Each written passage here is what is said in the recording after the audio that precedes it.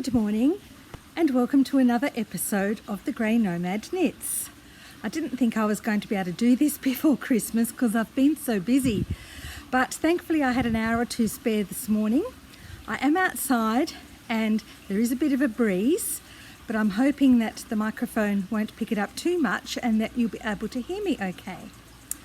So a big welcome to all of you, especially all my new subscribers. A big thank you to all those who have been watching my channel and leaving such lovely comments.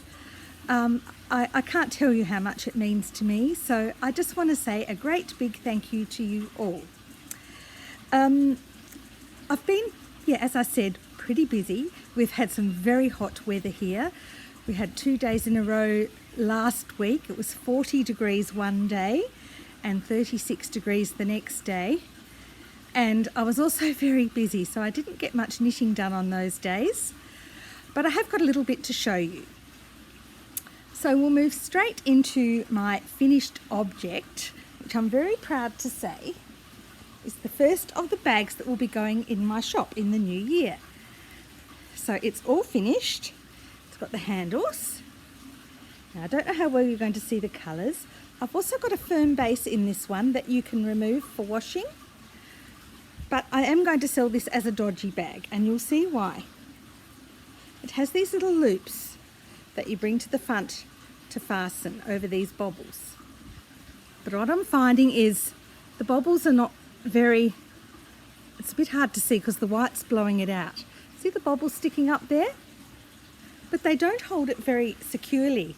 So I've bought some really nice white rectangular shaped buttons that I'm going to sew on just above the bobble or just under it maybe, and then that will hold it a lot more securely. But apart from that, I really love it. Beautiful colours. I think it'd be really nice to take to the beach.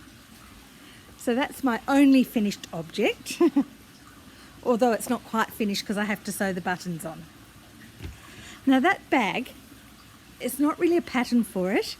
It is off a tutorial from a podcaster called the Secret Yarnery, lovely lady who lives in Kenya, and she has got some amazing tutorials on her YouTube channel. So I'll put a link to her channel in the notes below and you can go and check her out for yourself. Okay, so now we'll move on to my whips. The never-ending COVID blanket is still going. I'm not sure if I had this all sewn on last time I showed you, but I have got quite a bit done. It's a bit hard to show. It's a bit hard to show on here.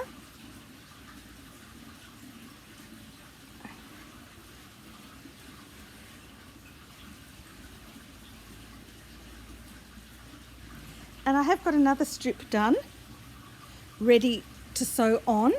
But I've just been too busy to sit down and do it.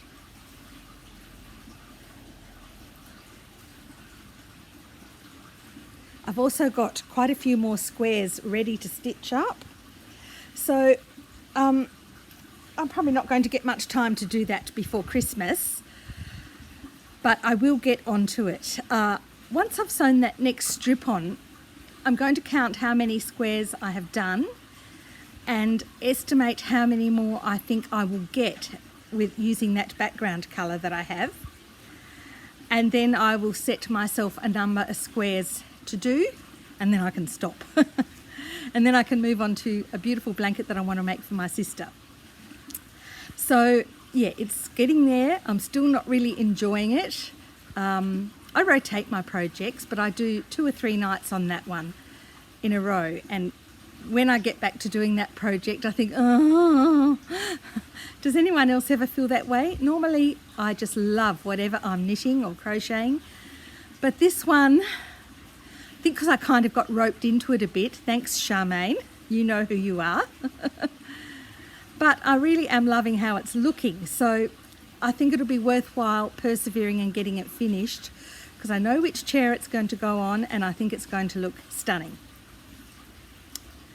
Now, another thing I've been working on is, I think I told you last time, my daughter wanted a little runner to go on top of her sort of like coffee making come pantry cupboard in her kitchen. and she loves all things Bollywood. So I've been using this book. It's called The Granny Square Academy by Shelley Husband. Now, for anyone who's new to crocheting, this book is fantastic. She also has video tutorials free for anyone to access on YouTube, so that if you're having a bit of trouble reading the patterns, you can also look at the videos on YouTube. I've had to do a bit of both to get me started, because as you know, I'm not the best crocheter in the world. But after that I was okay, and I'm really enjoying it. So I'm doing every alternate square in a navy blue, and it's just the first square in here, which is just a plain double crochet square, or single crochet if you're in the US. But the others I'm doing I'm alternating them with all the other squares in this book. So I'll show you what I've done. I have taken a picture of them laid out so you'll get an idea of what it's going to look like, and I haven't got an awful lot more to do.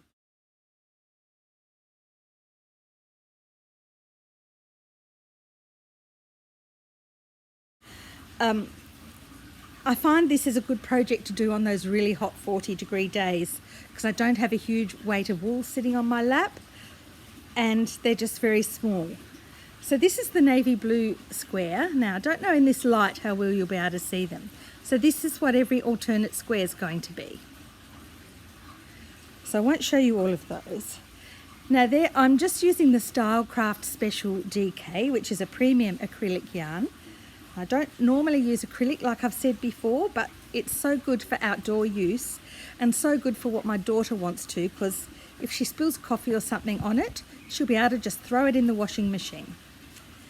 I also got a little spindle or spool of the, I'm not sure what it's called, but it's like the glitter yarn that Drops make.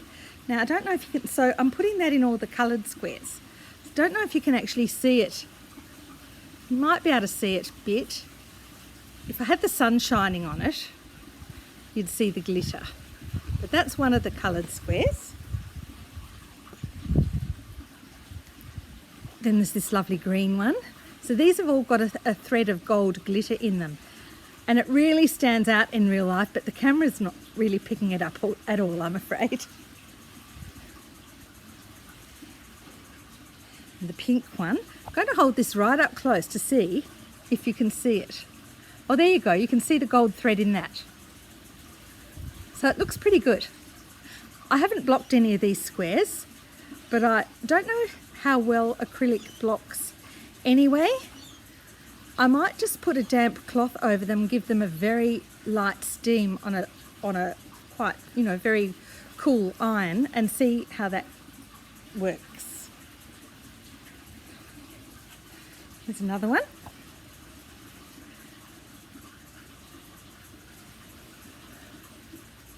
You see that gold thread?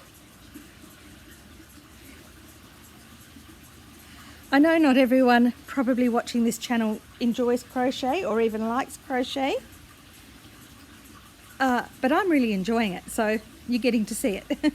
And this was also the same square as the blue squares, but in the goldy colour. So that's coming on really well, and I'm very pleased with it. And like I said, it'll look great in her kitchen. Speaking of my daughter, she has started her own little art business. Now, my channel's never going to be about, selling stuff I've made or anything like that, but I'm just going to give it the odd mention and post links to my new shop when I get it up and going next year. But I would like to give my daughter a little plug. She has started up an art business. She is very artistic, and it's called Miss Melrose Art, and I'll put the links in the box below.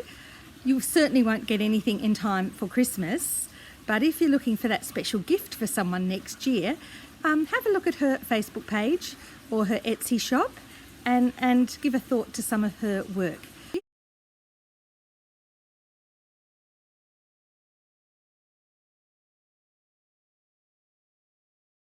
She raids our garden every time she comes to visit for palm fronds, fern fronds and flowers, and as our frangipanis are about to bloom, I expect she'll be up gathering those.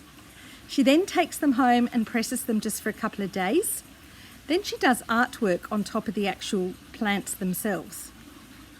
She then scans it and does these beautiful, very professional looking prints. She's also got a little shop on Studio 6 where they will make her designs into coffee mugs, placemats, a whole host of things, whatever you like. And I have placed a small order then, so when it comes, I will show you what I've ordered. And I really hope it works out well for her because she's struggling on her own a bit with a big mortgage. And, you know, any little bit extra always helps, doesn't it? Our other daughter's also going to be starting up a shop in the new year for items that will relate to dog lovers. So stay tuned for that. Got to give my girls a bit of a plug. Okay. Next thing I want to show you is another bag I've started.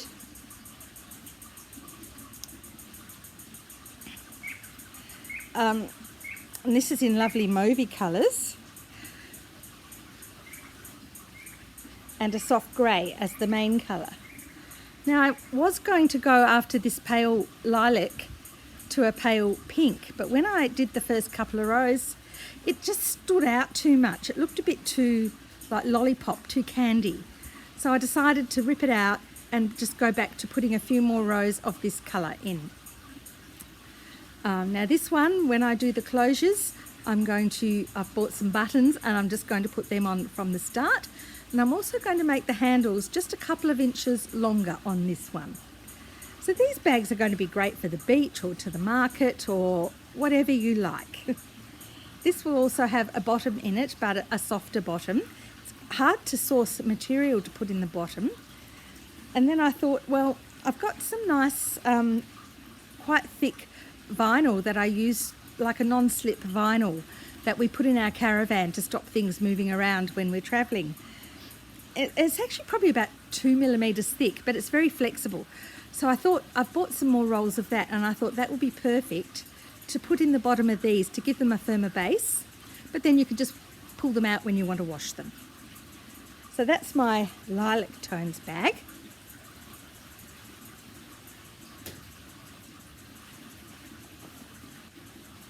And I've also started another one.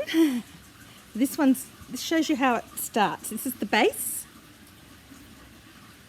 And I'm ready to start the colours on this one. It's going to start with a chocolate brown, and then I'm not sure what order I'm going to do the colours yet. I've got like a terracotta colour and a mustardy colour. So we'll see how it goes. I've got a brown, a terracotta colour and a peachy colour. So I'll play around with them a bit and see what order I like it. And hopefully when I come back to you after Christmas and New Year, I'll have some more progress to show you on that one. My next project is my Carrenza cardigan by Jennifer Woodhouse from Woodhouse Knits. And I have done a little bit of work on this. I finally picked up the stitches for the first sleeve, and I made a bit of a mistake. When I picked them up at the underarm here, I don't know what I must have been doing it late at night when I was tired, and I picked up an extra 5 stitches this side and an extra 5 stitches that side. But so it looks a little bit gathered along here, but I don't actually care because, as you all know, I want extra fabric here anyway. So I just kept going and thought it's under the arm and no one will see it anyway, but I've written down what I did, so I make sure I do the same thing on the other side. So here's the sleeve. Started, and as you can see, I've done what I said I was going to do, and I've done some increases here, and now I'm not doing any more increases. It's just going to continue that way down the sleeve, and I'm actually soon going to start the decreases, but I'm going to do them on the opposite side of the sleeve to this, so it'll just be in the plain stockingettes, you know, the bit under here where we usually do our decreases. So I'm very happy with that. It's actually already quite a good length, but I am hoping to get it another 6 inches or so longer. So we'll have to see how much wool I have left. I'm going to show you. I started a new ball of wool when I picked up the stitches for this sleeve, and this is what I have left. So I reckon, especially as I'll be decreasing soon, I'll probably get about that much, another 3 or 4 inches out of this. I'm hoping that each sleeve will just take 2 balls, which will then leave me plenty for the length and the finishing. I still think it's going to be a bit of yarn chicken happening, but we'll see. And like I said before, if I can't get it, if I don't have enough left for the collar, then I'll work that out when I get to it. I know that Cleckheaton Yarns here in Australia do a similar colour in their country range. So I thought I could possibly get a matching brown, but it wouldn't have the tweedy fleck in it. But the only problem is they're a DK, an 8 ply. This is a sport weight, which is a 5 ply. I might get away with it by picking up fewer stitches. I'm not sure. I'll have a play around with it at the time. But I'm still hoping that I will have enough left of this yarn, which by the way is Bendigo Woolen Mills, and it's a pure wool. But it's not one that you can buy anymore. Look at that back panel. Isn't that beautiful? I love this so much. It's going to be so nice for winter. Oh, winter. That's a nice concept. So I think that's it for my works in progress. I just wanted to mention, because a lovely lady who left a comment on one of my episodes was talking about how we used to knit in the olden days. Now, for any young people watching this, you probably won't even know about all this. But when I was a child and my grandmother was teaching me to knit, we knit, here in Australia at least, we knit everything in pieces. So you'd knit the back, then you'd knit the fronts, and then you'd get up to the neck. You had to work along to here, then you had to put all these on a stitch holder and then work along to here. Then you'd work just on this bit up to the shoulder. Then you'd have to rejoin your yarn here and work on this bit. And it wasn't difficult, and it worked really well. And for a very hot climate here, I still prefer that way of knitting.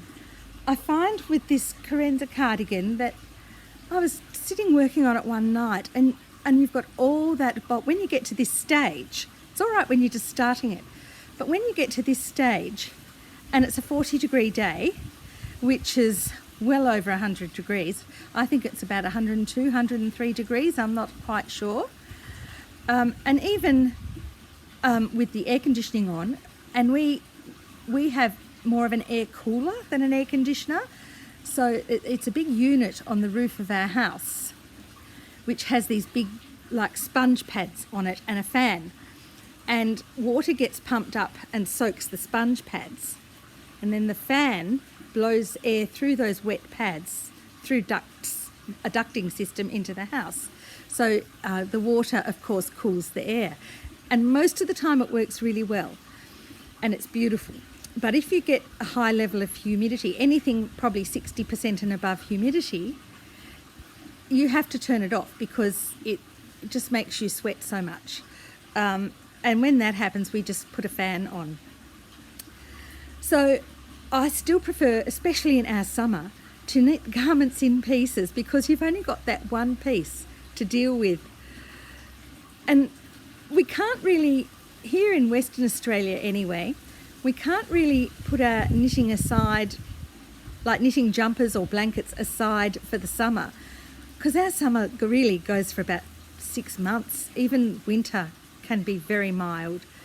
So I try to ignore the weather and knit all year round. Doesn't always work, but anyway, it is what it is. And I guess everybody living in the snow at the moment is wishing they had a bit of our heat. I'm going to ask Santa for snow. I don't think it's going to happen.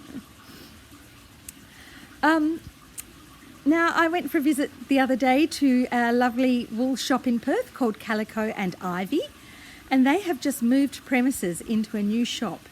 They've got a lot more room. There's lots of parking out the back, so that's fantastic, because in their old shop it was a little hard to get parking at times. They're still not fully organised when I was there, but gee, they've done an amazing job, and it's such a nice shop. They also sell a beautiful range of fabrics. So if you're in Perth and you would like to get your hands on some Liberty fabric, Calico and Ivy is the place to go. If I can get something from there, I will, rather than mail order it, because I really like to give our local businesses a go. Oh, I did buy another skein of sock yarn, but I forgot to get it and show you. But what I wanted to tell you, I'm going to put some photos here of my trip to Calico and Ivy, so enjoy.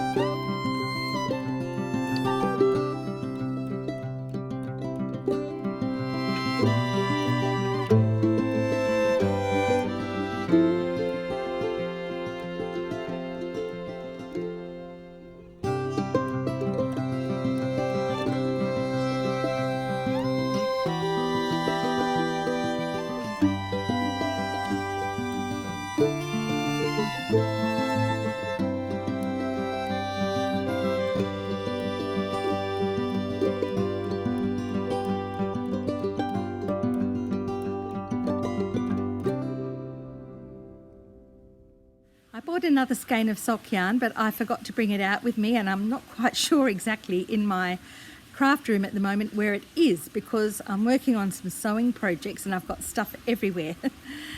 But I'm also wanted to tell you that I've started a Ravelry group, and it's just called the Grey Nomad Knits. I've got one thread on there so far, so hop on there and let us know where you're from. And when I come back to you in January, it'll probably be around the middle of January, I'm going to have a little giveaway. So everyone who puts a comment on there will go into the drawer, and I'm going to find some beautiful skeins of yarn out of my stash, probably from Dingo Dyeworks, who no longer dyes anymore.